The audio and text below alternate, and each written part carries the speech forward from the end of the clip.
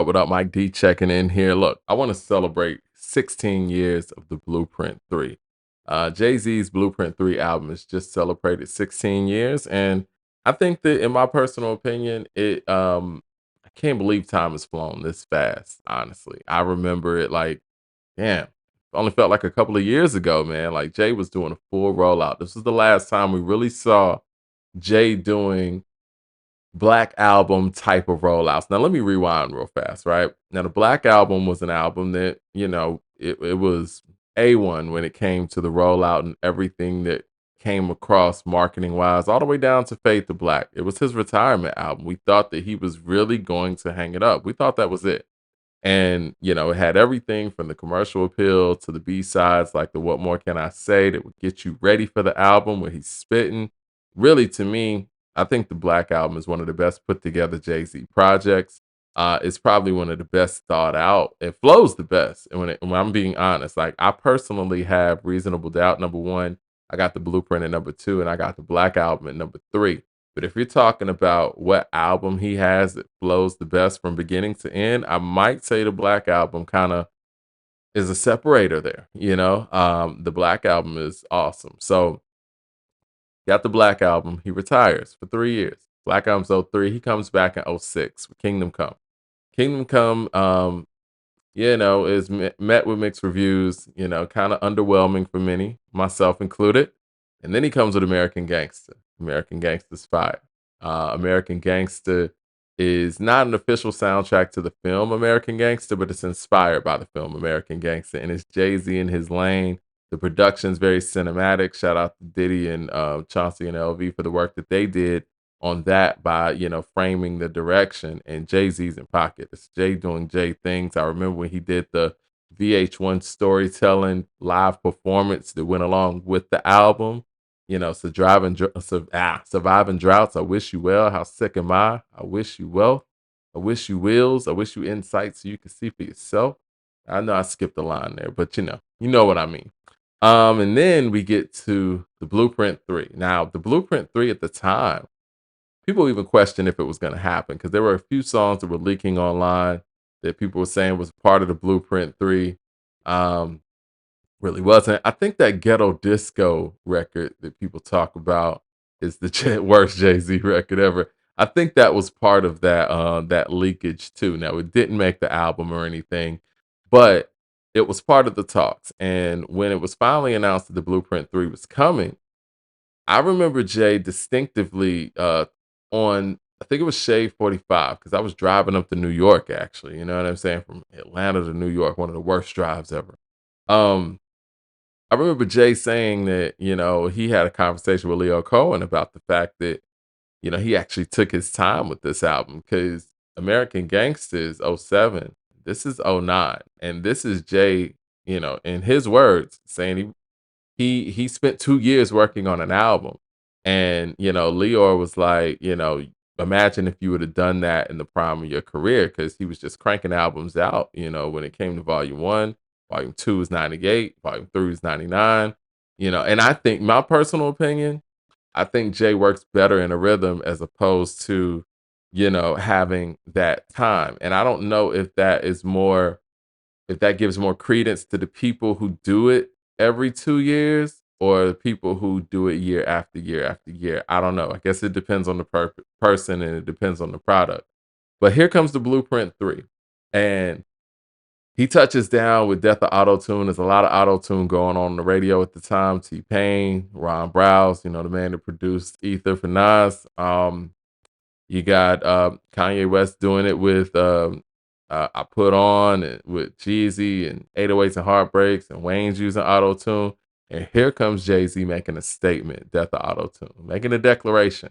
I'm back, basically, and this is like he's saying this is not for the radio, this is for Flex to drop bombs, this is for the mixtapes and this and that. And I'm like, okay, I love the attitude. I love what he was going with it.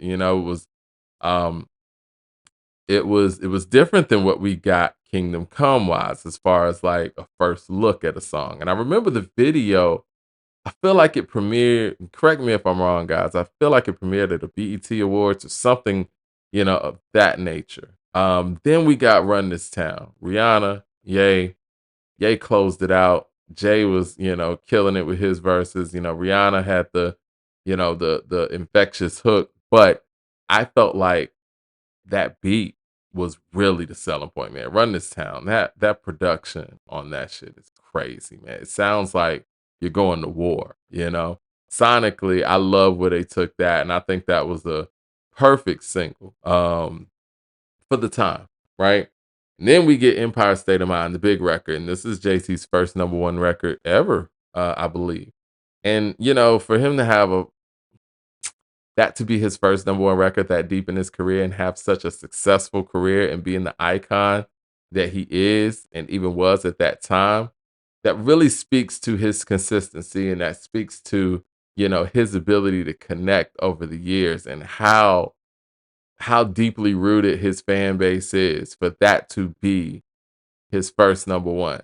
That lets you know that he was not carried by a number one record or a hit single. He was carried by consistency. And yes, those are the things that the Blueprint 3 gives you. And that's to me, and when I say the Blueprint 3 is the last time we got the Jay-Z that I became a fan of, the Jay-Z who would give you, bars on like what we talking about and give you hit songs like a Empire State of Mind or Run This Town and, sly stuff like a Thank You. Even though I do feel like Jay was trying to, I don't want to say find a new style on that album or find his new style, but he was trying to figure out, excuse me, how his style fit within the new scheme of things. Because '09 is kind of a transitional era in hip hop, right? From a mainstream standpoint. You still got Wayne top of his game.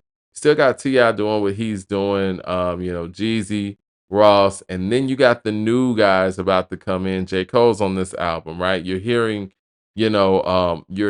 like somebody like a Kendrick coming. You're hearing Drake. Drake's on this album as well. This is one of those albums too that's kind of ushering in that new class. Now, I feel like My Beautiful Dark Twisted Fantasy, like officially, ushered in a new class and gave them memorable moments. But I think that this album, it was an attempt to do that as well. Kanye is the executive producer of this album. So I think with all that being said, Jay-Z's trying to figure out to how to mesh in with the current ways of doing things and the current flow. I mean, it's a mixture of being the elder statesman and having that time off and having a lot of people in the studio, right? And working with a lot of people as well. And the flow's different. And I felt like throughout this album, he was trying to find his flow. Now, I want to go to the community section real quick with some of you guys' favorite songs because, we posted it here on According to Hip Hop on the YouTube channel. Hit like, subscribe, of course. And we posted it and asked you guys what your favorite song was. Now, Leroy Green was the first person that answered. He says, "What we talking about? Thank you, DOA, Run This Town, Empire State of Mind, As Real as He Gets." And he's just going down the track list, looks like. Star is Born, Already Home, So Ambitious, Forever Young. All right, we got another one. Lennon Myers says Empire State of Mind. We got another one that says Already Home, Star is Born. Star is Born, man. That was J. Cole's jump off for sure. We got another one. Derek Meek says, "What we talking about? Thank you." And Already Home. Deshaun says Star is Born. We got a lot of Stars Born. Thank you. I like Thank You a lot. For me, it's probably gonna either be Thank You or DOA. Peter with super chat, not super chat. What am I talking about? He's in the community section. He says, "I really don't like either of the Blueprint follow-ups. Jay-Z stopped following the blueprint for those sequels. The original works because of the soulful production and the personal stories. Blueprint 2 is a bloated double disc that is sonically all over the damn place, and the Blueprint 3 can't make up its mind if it's from the perspective of an elder statesman in hip hop, or a man in his 40s that wants to be young forever, or if it wants to be current and trendy, or if it wants the death of auto-tune." Wow. I think that's That's an on point assessment. I'm gonna go to some of the responses to that comment, and then I'll, respond to all that. The L Web respondent says, "Agree, all facts. I've never liked the Blueprint 3. Too trendy and overproduced."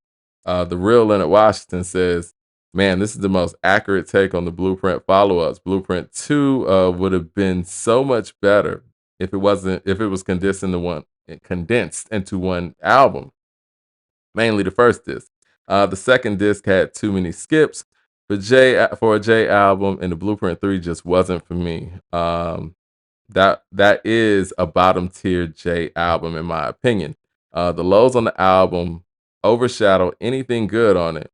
It just wasn't a good follow up at all to American Gangster." Well, first off, where do you guys put the Blueprint 3 in Jay's catalog? Because I mean, I think that's an interesting conversation as well. Is that a bottom tier Jay Z album? I don't know. I'll explore that in a second. Well, I do want to speak to that Blueprint 2 comment that Leonard Washington made, because I think we all feel that the Blueprint 2 shouldn't have been a double disc. There are incredible highs on that album, but the lows come from just having it be a double disc, right? These are the things that we really view these things different as we get older, right? Understand the industry and understand the game. Double discs back in the physical era were counted twice, right? So if you had an album that was 500,000 sold, it was platinum because you're selling two discs. You have two products, right? Like you're actually pressing up two discs, you're selling two discs. And for you guys that remember, you were paying the price for two discs when you were buying it at the record store. Now, in my personal opinion, I feel like after Ether and after the Blueprint, and after losing that battle to Nas, Jay Z or Jay Z, Def Jam, Rockefeller, whoever made a decision to say, look, let's play it safe and let's do a double disc just in case the numbers aren't what we want them to be. They'll look like what we want them to be because they'll be multiplied times two, right? I think that's why the Blueprint 2 was a double disc, because you don't hear all those songs and say, we got to keep all those songs. I felt like the Blueprint 2 being a double disc was a number play. I mean, we saw that when it came to Drake with Scorpion, right? When he lost that battle to Pusha T, Scorpion came as a double disc. Like rappers normally do that when they want to inflate the numbers. And I think that that's why the Blueprint 2 was a double disc. I mean, he even went down the line after that and released it as one disc. And even then, I don't even think they put the right songs on there, right? Um, but that was a number play, in my personal opinion, because again, how you put out a double disc with two singles, like it only had Bonnie and Clyde and Excuse Me Miss. Like to me, if you're doing a double disc, I mean, you got to at least have four singles, right? But it wasn't there to do that. It was there to inflate the numbers.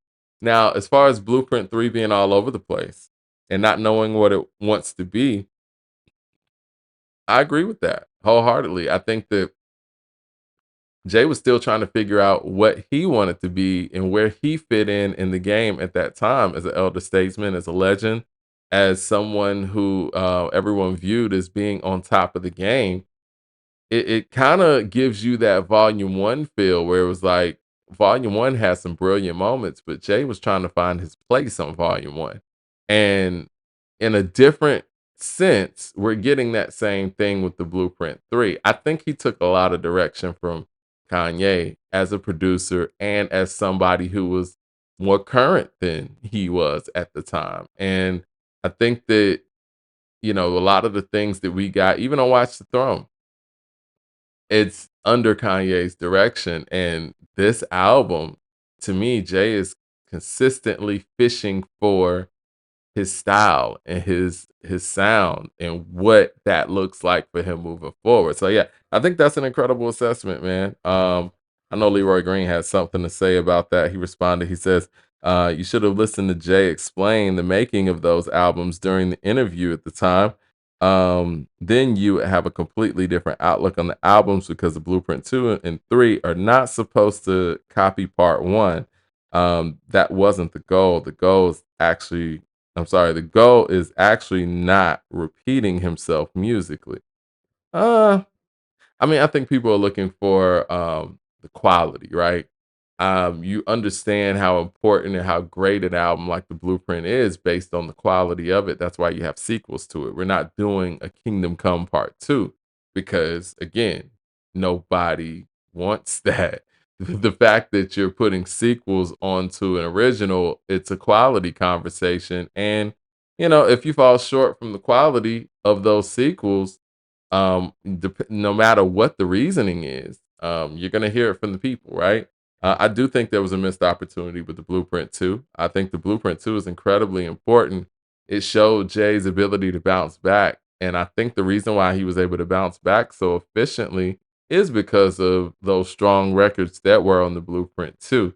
I do wish the Blueprint 2 was one disc, but again, that double disc really inflated the numbers where you couldn't say that, okay, well, there was a drop off and it was too risky. It was too risky to not do a double disc. So I understand.